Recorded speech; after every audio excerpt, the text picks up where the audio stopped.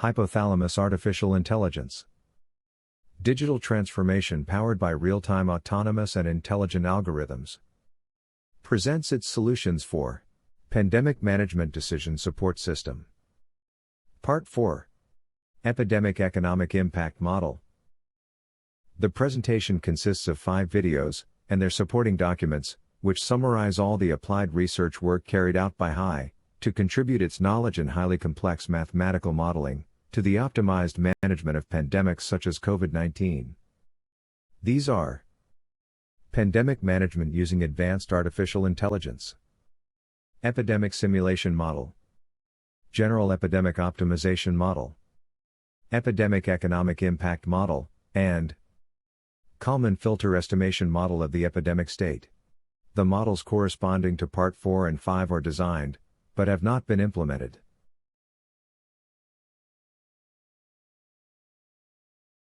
Users of these mathematical models can be grouped into information technology companies, government, universities and research centers, and private enterprises and gremial organizations. The result of the research and mathematical models carried out by Hypothalamus Artificial Intelligence, it is considered a public good, because it is of benefit to all humanity. Therefore, HI is willing to offer them at no cost to nonprofit organizations, mainly in developing countries. HI is also interested in being part of research groups working on pandemic management. Conference prepared and edited by Jesus Velasquez Bermudez. His resume can be found on LinkedIn. Pandemics Management. Epidemic and Socio-Economy Model. As Albert Einstein put it, to raise new questions, new possibilities, to regard old problems from a new angle, requires creative imagination and marks real advance in science. A new paradigm for epidemic management. The management of a pandemic based on traditional control policies, mainly on epidemiological criteria, without considering the future socio-economic impact, does not seem to be indicated in the era of Industry 4.0. Which stands out for the great ability to project the future, to make the best decisions, using the computing power derived from computational technologies, and the exponential advance of the ability to model high complex systems. Therefore, it is required a different paradigm for the modern epidemic management. The main economic impacts to be assessed with respect to the consequences of epidemic control policies in the economy are bankruptcy of enterprises, unemployment people, migration between social classes, productive chains, mobility between regions, and quality of life indexes. Given the strong impact of epidemics at the regional level, modeling should be geared towards shaping the regional economy and not shaping the country's economy, and then disaggregated at the region level. The socioeconomic model is aimed at determining the socioeconomic impact of epidemic management at level of each region of a macro region. Balancing decision-making between two contradictory objectives, minimizing in the short term the number of deaths in the short term and conjunctural, and maximizing in the long term the population's quality of life indices, structural. It is a multi-criteria optimization model. Ignoring in the management of the pandemic in the short term, the long-term socioeconomics effects, is the most serious mistake that can be made. While it seems that the ethical thing to do is to defend a short-term life, it is also true that it is ethically wrong to condemn millions of lives to poverty and hunger in the future. This duality is not easy to solve. Anticipation. It is the core of decision-making under Environment 4.0.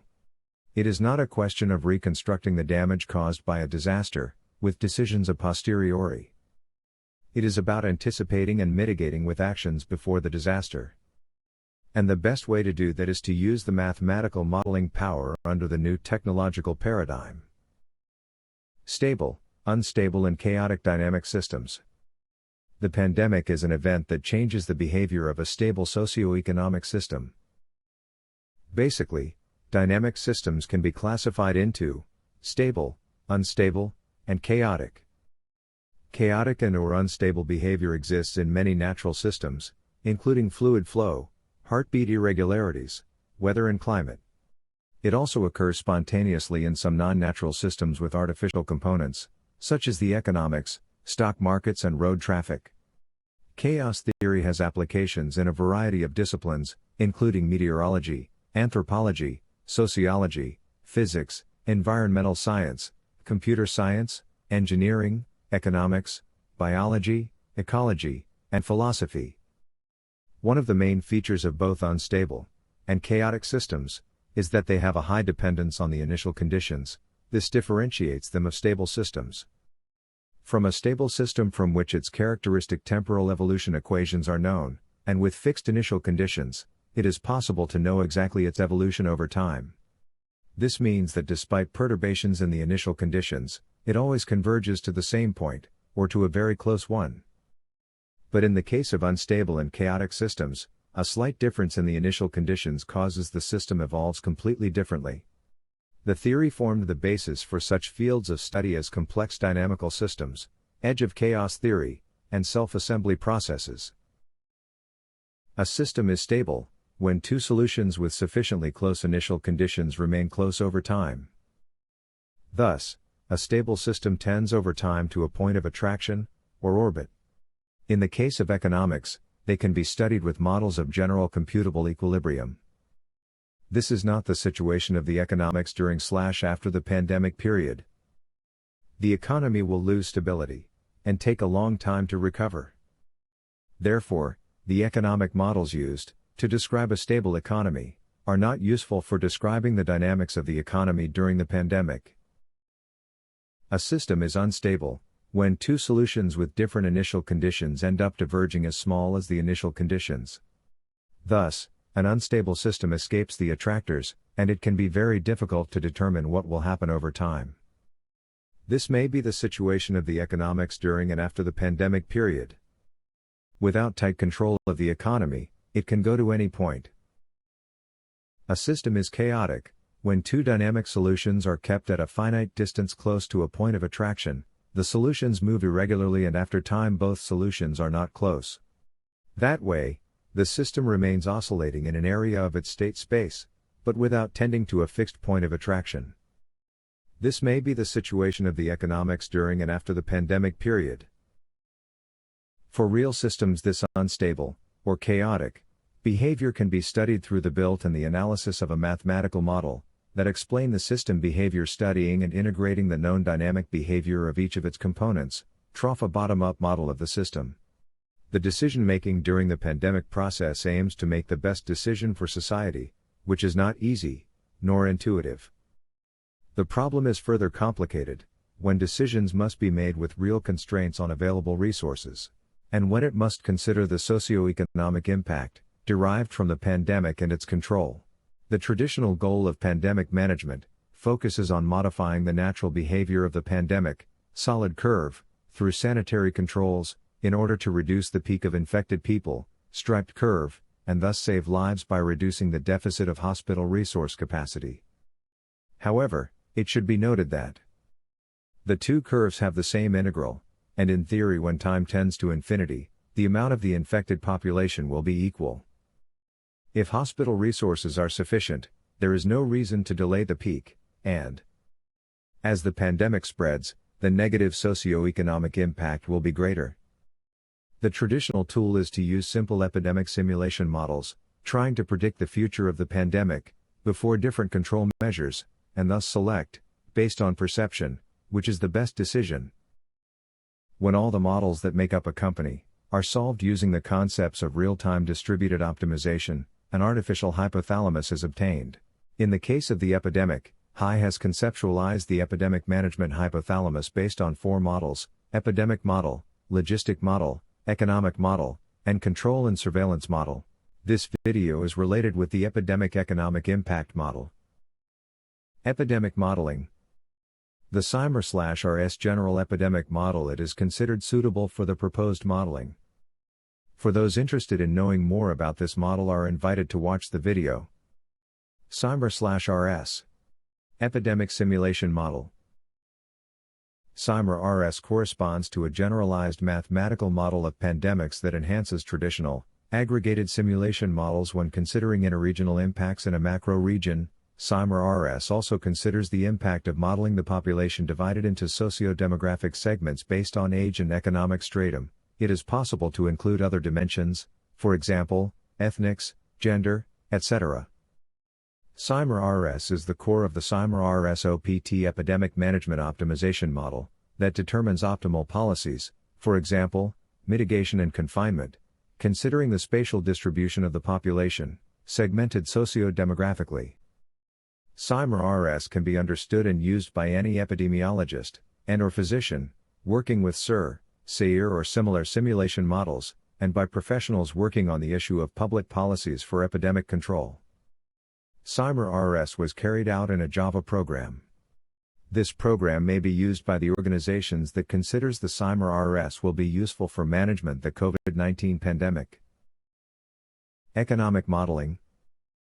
The proposed model is based on incorporating in a single model, the modality of the pandemic, the optimization of the resources required to face the pandemic, and build the economic model considering all the necessary theoretical aspects, in order to quantitatively estimate the socio-economic impacts of the pandemic control policies. With this information, public health authorities will be able to know precisely the consequence of their decisions. The current modeling capacity, unit to the computational power, allows to manage the pandemic with mathematical models of high complexity. Although the problem is originally biological, its modern management is a problem of mathematics and intensive use of artificial intelligence. Economic equilibrium. City-region. Cities correspond to a region within a region, or a country, and therefore the study and modeling of their economy must be analyzed considering this inevitable peculiarity. Therefore, the general concepts of the economy of a country are simply the starting point for the modeling of the region, but they must be adjusted to consider the economic relations that derive from its regional character, which implies relations with other regions, and especially with those with which it has a strong physical interconnection that allows free flow of products, people, and many other production factors. Therefore, interregional economic relations are fundamental in the process of spreading the pandemic. HI has implemented a model to describe regional equilibrium, based on the paper migration, unemployment and development.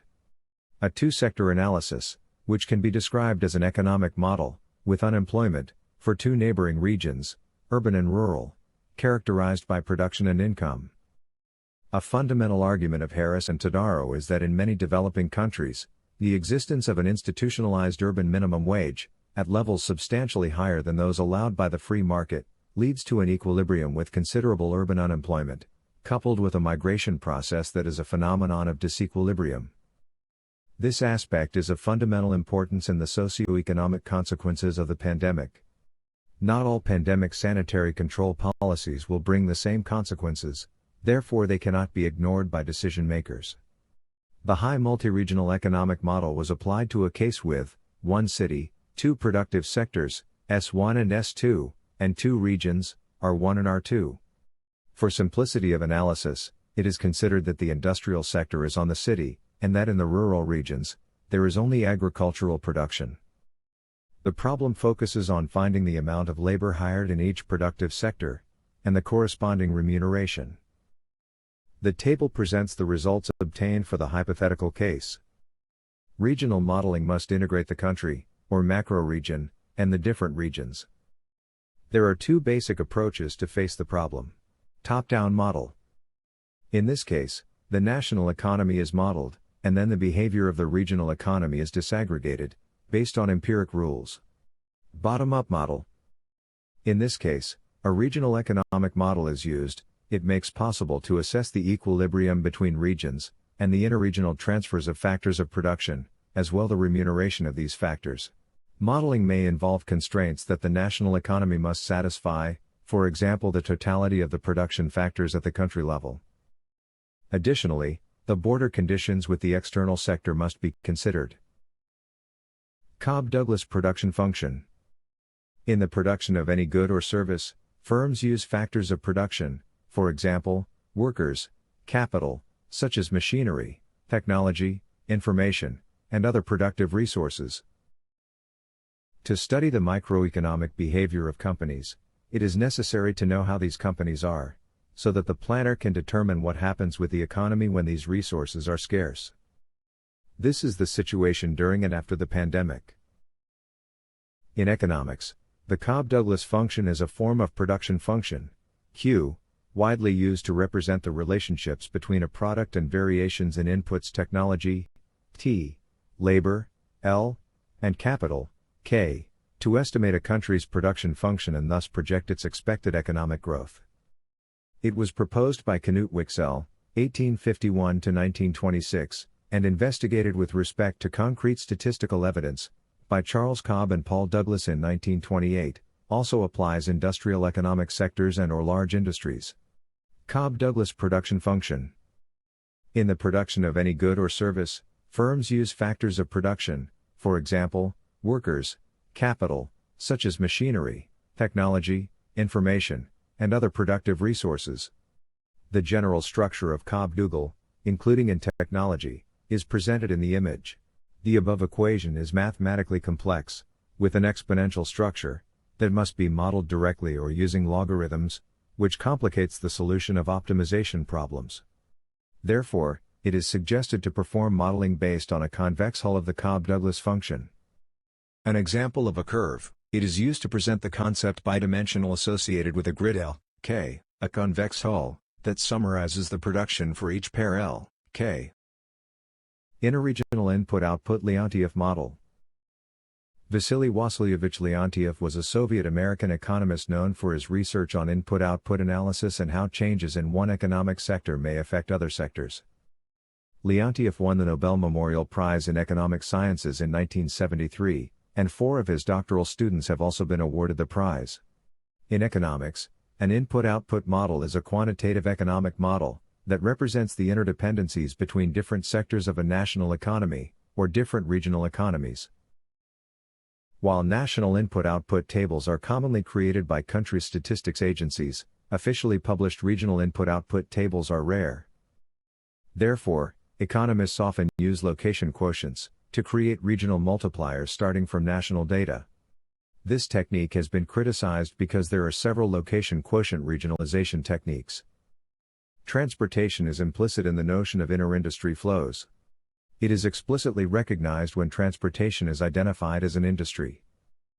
But this is not very satisfactory because transportation requirements differ, depending on industry locations, and capacity constraints on regional production. Also, the receiver of goods generally pays freight cost, and often transportation data are lost, because transportation costs are treated as part of the cost of the goods. The image shows a full Leontief matrix that divides outputs into intermediate use and final demands. To model regional economics to see the spatial economy and transportation implications of input-output analysis, SEIMR developed the concept of interregional input-output. To know the interregional commodity flows, an export column is introduced into the table, and an import row. A more satisfactory way to proceed would be to tie regions together at the industry level. That is, we could identify both intra-region, inter-industry transactions, and inter-region inter-industry transactions. The problem here is that the table grows quickly. Today, it is not a computer problem, it is a data problem.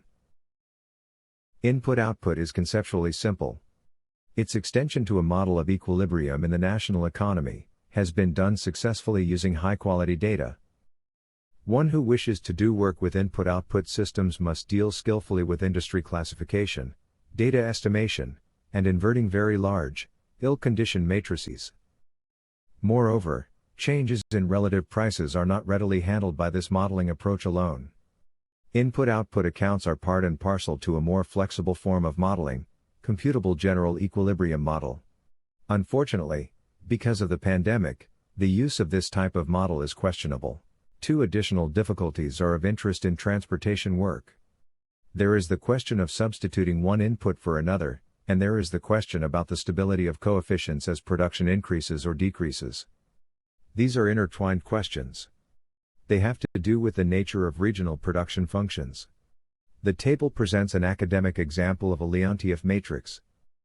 In this case, the sectoral demand are, Sector 1, 400 units, Sector 2, 4,650 unit.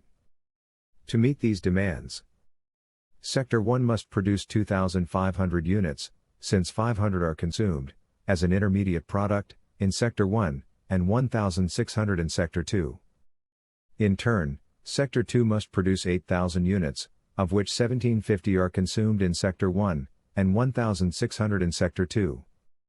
On the other hand, 5,050 units of labor are required, 250 for Sector 1 and 4,800 for Sector 2.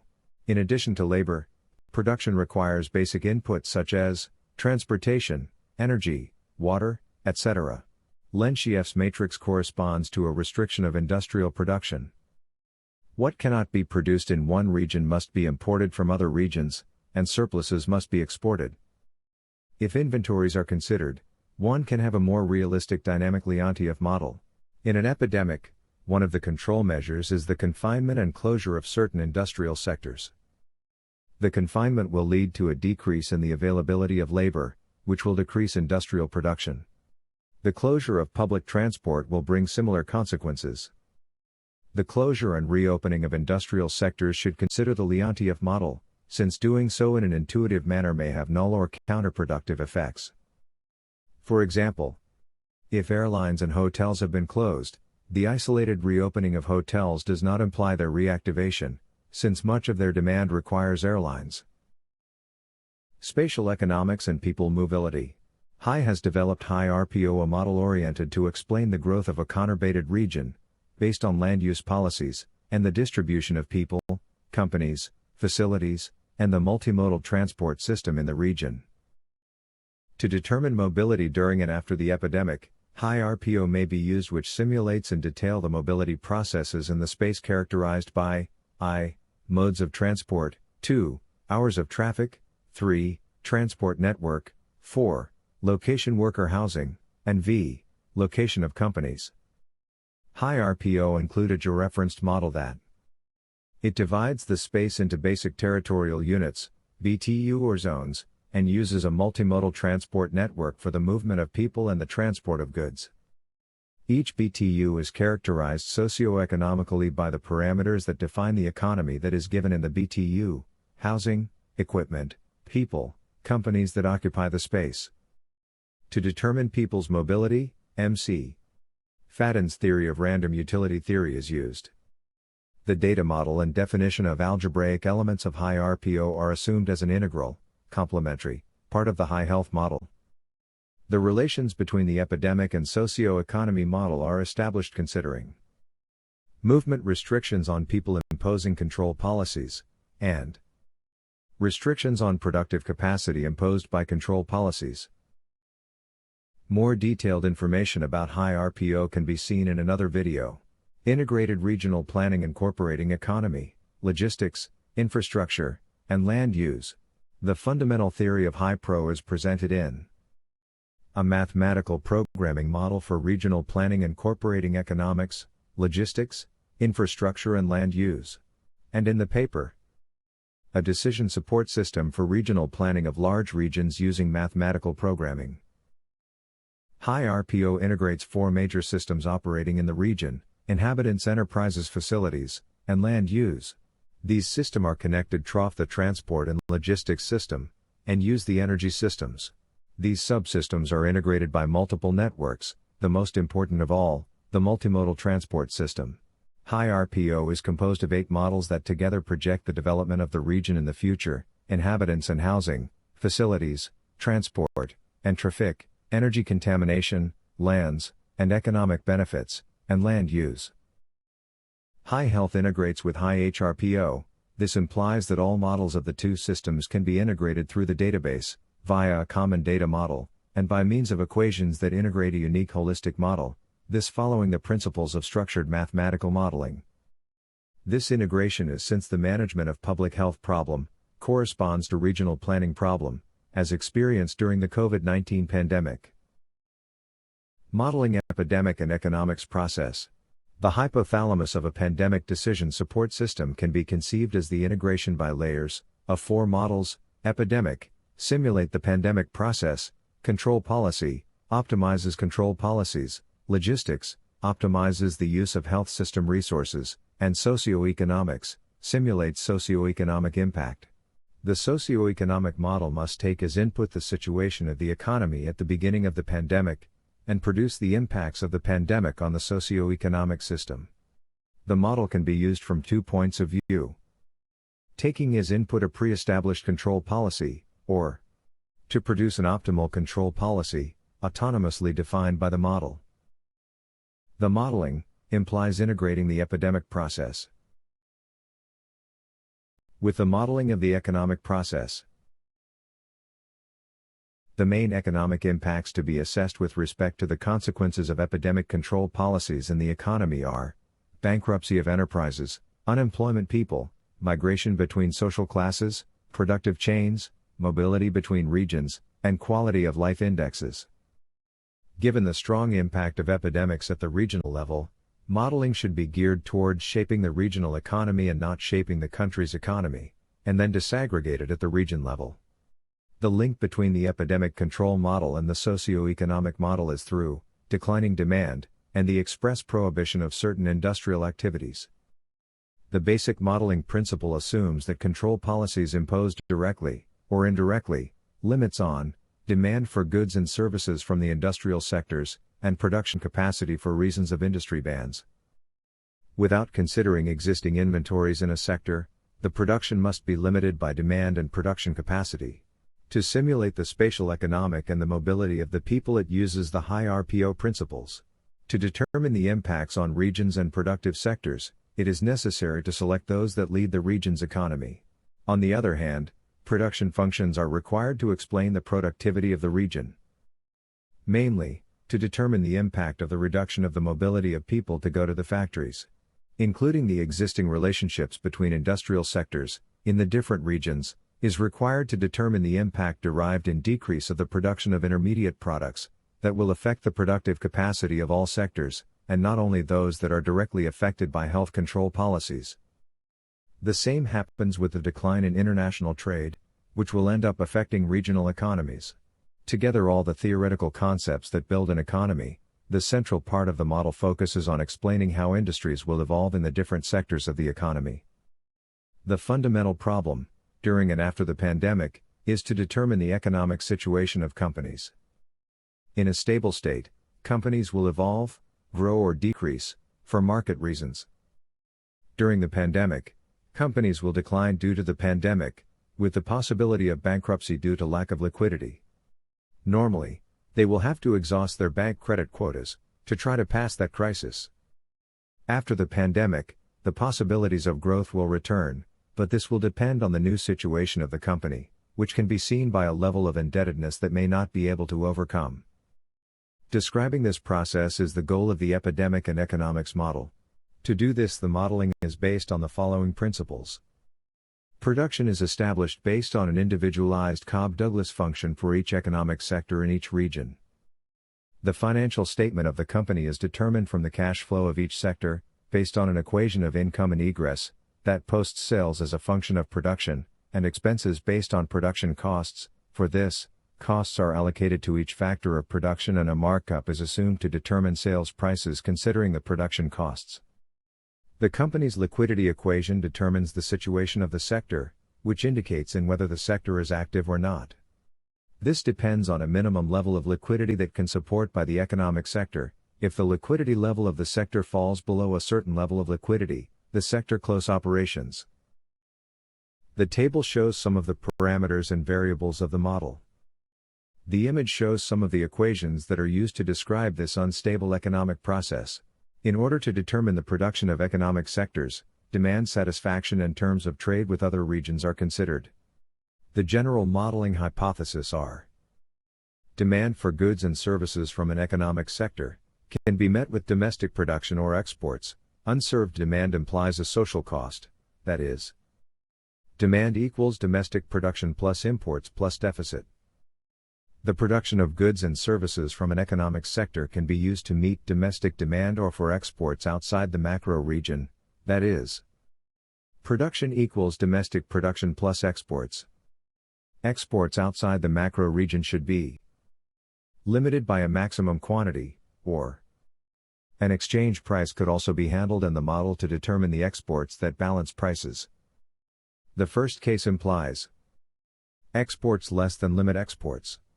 Employment modeling is essential as it determines the income of the population, that in turn determines social mobility between different social classes. The hypotheses made for modeling are: segmentation of the workforce in each sector, payroll, contractors and informal. Displacement from different work segments should be simulated. The migration rule is that when the amount of labor used by a sector decreases, the offset is given in the following rules. Payroll moves to contractor, that moves to informal, that moves to unemployed. In addition, the labor must be differentiated by the site where it can perform its work, I, at home, 2, at home or on site, and 3, on site. This classification should be used to establish the amount of labor that can be used considering control policies. It is also required to simulate the recovery of the economy, which can be effected in the participation of the factors of the Cobb-Douglas function, since the future can lead migration from intensive labor enterprises to intensive technology enterprises. The economic indexes should be calculated to facilitate understanding the effects that are generated in the evaluation of each scenario of control policies, taking one as a reference and calculating relative variations of the same. Delta GIP, variation of the GIP for each sector for each mitigation measure scenario with respect to reference scenario. Delta UP, variation unemployment rate. If the rate increases drastically if an economy enters recession. Delta UMP, variation in informal employment. Regional Human Poverty Index, RHPI. The RHPI is a composite measure of poverty that has the following dimensions: a long and healthy life, knowledge, a decent standard of living, and social exclusion.